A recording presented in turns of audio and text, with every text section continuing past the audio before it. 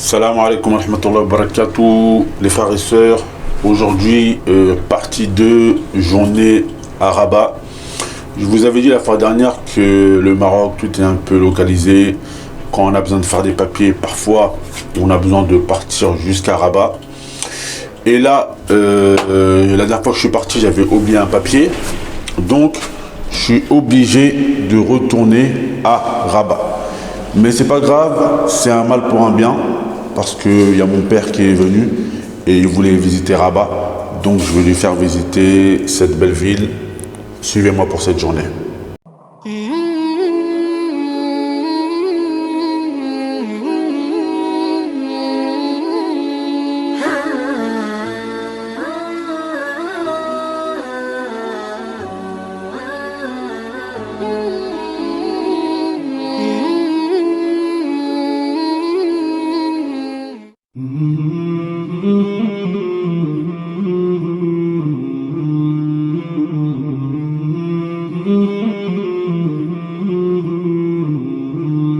مولاي صل وسلم دائما أبدا على حبيبك خير الخلق كلهم مولاي.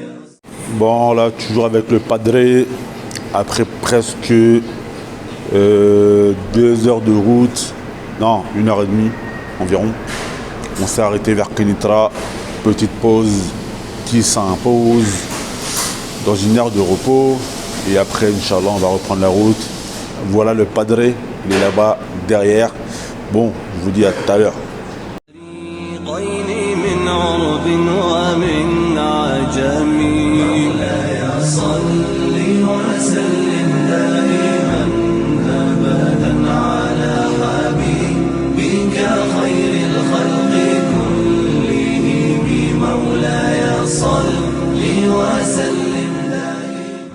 Donc là je suis avec le padré, on est bien arrivé à Rabat. Donc le padré il est ébahi parce qu'il trouve Rabat vraiment beau. Donc là on va aller faire quelques petites démarches. Et en attendant qu'on fasse ces démarches, moi j'ai 2 petites questions à vous poser. La première, c'est, je ne connais pas la réponse, donc je vous demande comment on appelle les habitants de Rabat. Parce que je sais que les Tangérois c'est les Tandjaouis. Les Casablanca, c'est les Kazaouis ou les Bedaouis en arabe, mais les habitants de Rabat, je ne sais pas. La deuxième des questions, et là je connais la réponse, et ne trichez pas, car Man Rashana Falaysa Minna, celui qui nous trompe n'est pas des nôtres. Pourquoi la ville de Rabat a-t-elle été appelée Rabat? Je vous demande de me donner la réponse. Pour ceux à qui j'avais jamais dit, à Rabat, il y a le tramway. Bon, je ne l'ai jamais pris. En tout cas, il est beau. Il est digne de l'Europe. Et vous voyez, il y a des mosquées juste à côté du tram.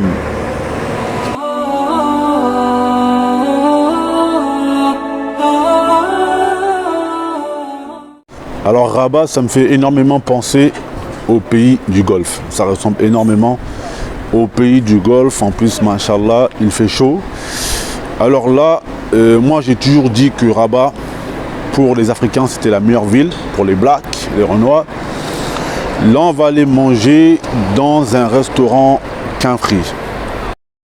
راغبا في الخير والحسنات احفظ كلاما صيغ بالأبيات الخير ليس بكثرة أو قوة الخير كل الخير في البركات كم من غني قد تكدر عيشه يطوي لياليه على الحسرات فاحرص على البركات من أسبابها جمعت أخي في النظم بعد شتات كنت ليا سور الكتاب مرتلا آياته.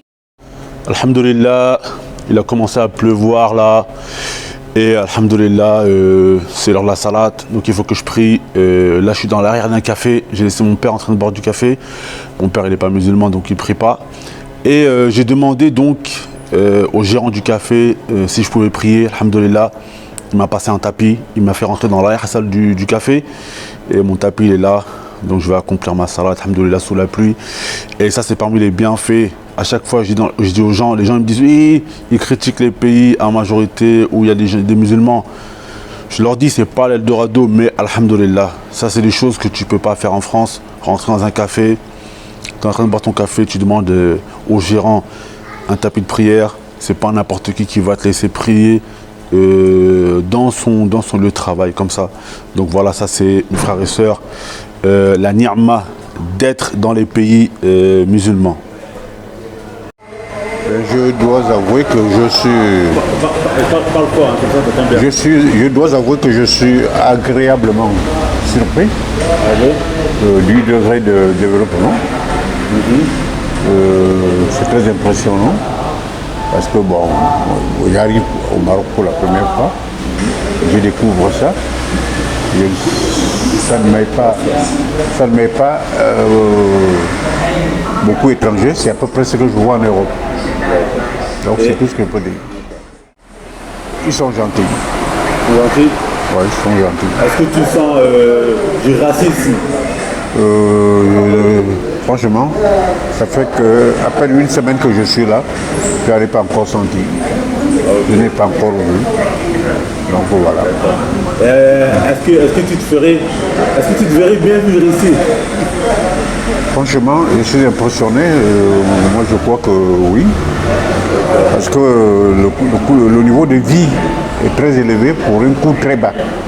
C'est-à-dire que la vie est moins chère. La vie est moins chère. Ouais.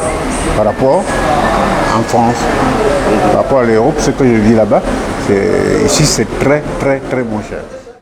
Donc voilà, vous avez vu, hein, le padré, il a validé Rabat comme moi.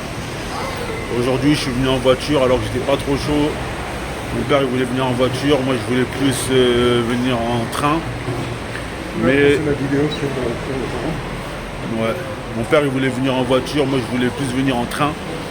Mais le fait de venir en voiture m'a permis de bien voir Rabat. Et franchement, c'est vraiment une belle ville. Et en plus, le Maroc, parmi les avantages de ce pays, c'est que pour une personne comme mon père, qui n'est pas musulman et qui vient de la France, qui entend un matraquage sur l'islam, il peut voir vraiment quel est le comportement des musulmans. Il est là et il ne s'est pas fait manger. Donc c'est un pays vraiment avantageux pour faire la da'wa à nos proches qui ne sont pas musulmans. Petit magasin afro à Rabat. Alors moi je vous ai dit, Rabat c'est la ville des Africains au Maroc. Amaoulé, Amaoulé, Amaoulé, Amaoulé, Amaoulé, Amaoulé, Amaoulé, Amaoulé, Amaoulé, Amaoulé. Ah, le papa là il s'est mis en jolibilité, mignon.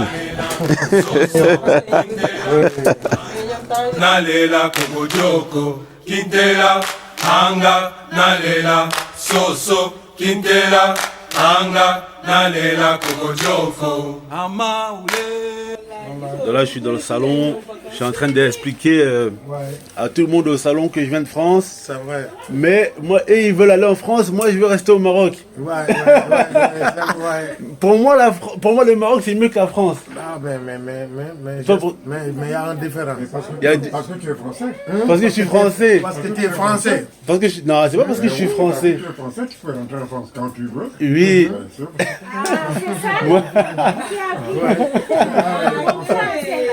Pour moi, le Maroc c'est très bien, c'est un beau pays. La France aussi, il y a les avantages en France, mais il y a beaucoup d'inconvénients, surtout pour les musulmans. Au Sénégal, ils ont fait une manifestation contre la France cette semaine. Bien sûr. Parce que c'est dur quand tu vis dans un pays et qu'on insulte ton prophète. C'est très très dur. Tanger, le Rabat c'est mieux que Tanger parce qu'il y a cette ambiance africaine que l'on entend. Pour ceux qui ne savent pas, je voulais dire que je suis profondément attaché à la culture africaine. Parce qu'il y a des gens qui pensent que se convertir à l'islam, ça veut dire s'arabiser. Ou vivre dans un pays arabe, ça veut dire que l'on s'arabise. Non. Malgré le fait que je vis dans un pays arabe, je ne me suis pas arabisé pour autant. Je suis fortement attaché à la culture africaine, à la culture avec laquelle j'ai grandi. Parce que être musulman, se convertir à l'islam, cela ne veut pas dire qu'on doit renier sa culture. Non, je suis toujours fortement attaché à cette culture parce que parfois, j'ai déjà reçu des commentaires de personnes qui m'ont dit « Ouais, noir arabe, t'es un noir arabe, genre un noir arabe ». Non, je suis un noir qui suis musulman et toujours attaché à sa culture, même si je vis dans un pays arabe. Ça, c'est important de le préciser. Bon, vous avez pu voir l'ambiance un peu arabe. Nous, sur ce, Inch'Allah, on va rentrer à Tanger.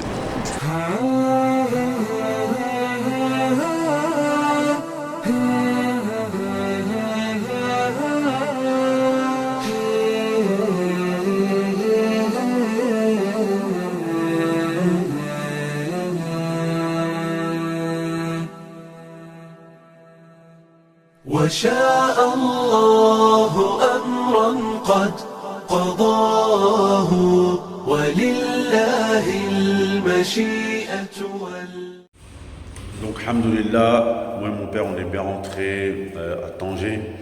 Et pour finir, la réponse à la question que j'avais posée, pourquoi la ville de Rabat a-t-elle été appelée Ribat en arabe? Il fut dit que Ribat en arabe, c'est le fait de monter la garde. Et donc, les combattants qui montaient la garde se donnaient rendez-vous donc à cet endroit qu'ils ont appelé Ribat. Et c'est pour ça donc que la ville de Ribat a été appelée ainsi parce que donc ils se donnaient rendez-vous à cet endroit pour monter la garde. En tout cas, j'espère que cette vidéo vous a plu. N'hésitez pas à partager, liker et commenter. Wassalamu alaikum wa rahmatullahi wa barakatuh.